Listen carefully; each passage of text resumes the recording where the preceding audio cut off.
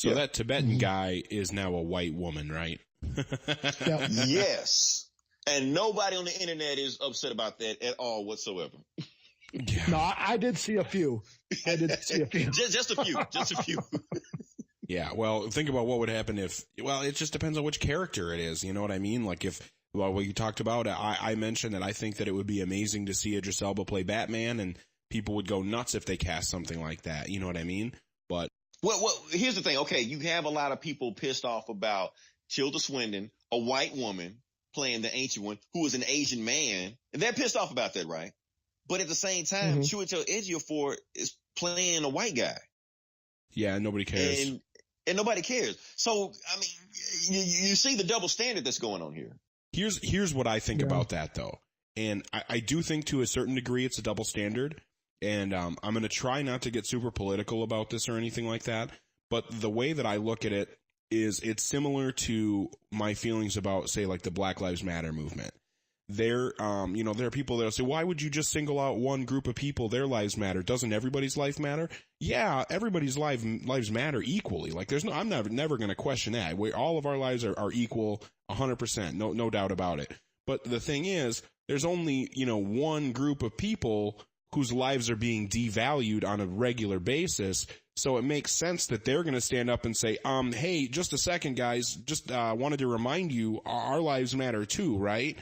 So that movement, it makes sense to say that. And now whatever your feelings are about the movement itself is, that own thing, and that's a totally different conversation. But it's the same thing as the difference between, racism in the 60s and there being a Black Power movement to try to create some awareness of the inequities and to try to give some power to a totally, unempowered community. And, that's a big difference between that and yelling white power when, you're the most privileged race on the planet. And you know what I mean? Like, so to me, like saying, whitewashing to me, taking an Asian character and making them white is a little bit bigger of a deal than taking a completely, white cast and injecting a little bit of, diversity in there and saying, not everybody has to be white all the time.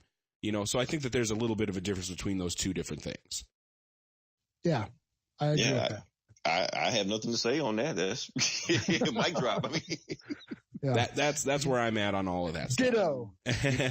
Ditto. But that's just what I've been thinking about because I get the idea why it would be a little bit weird to say, okay, we're going to take this Tibetan guy. Of course, it's played by a white woman, but don't worry about that. You know what I mean? When you've got everybody else in the movie is white, when so they're like, okay, well, maybe not everybody else in the movie should be white. And I don't need to get upset about that. But here's the thing. Okay, we're talking about Doctor Strange. Wouldn't the Ancient One being a white woman kind of add to like the weirdness of it? It does. It does. She looks, not that she looks super weird because she just is a woman with a bald head, and that's not the crazy weirdest thing. But she does look kind of weird. I'm sorry, I'm not saying Tilda Swinton is a hideous woman, but she's got a little bit of a strange face, and shaving her head, it kind of accentuates it. So yeah, she's kind of weird looking. And just the way that they did that, I thought. The only thing I'm worried about is anybody remember how she looked in there? I'm worried about, did they do anything to prosthetics to make up her face to make her look semi kind of Asian? Or we're going to put tape on the side of your eyes so that you're squinting. Right. Because I'm saying her eyes are a little bit, I'm not going to get in trouble for this, but her eyes did look a little bit more slanted than what they normally look in other movies.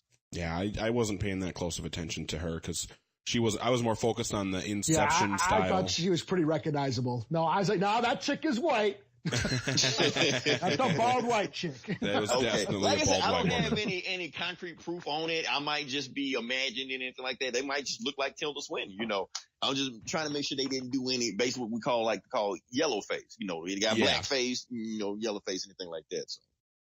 Yeah. But other than that, I think when she was on screen, she did look so trippy and weird. It got my attention, especially she kind of like One Punch Man, Yeah, I saw a lot of people say that. Yeah. Right. I thought that was pretty funny. And it's because it's true. She does look like One Punch Man. I mean, you can't really argue that. Right. That's the only time we're going to talk about anime Wait. No, it's not. No, we're talking about anime tonight. Oh, man. We just opened the door. We just opened that door.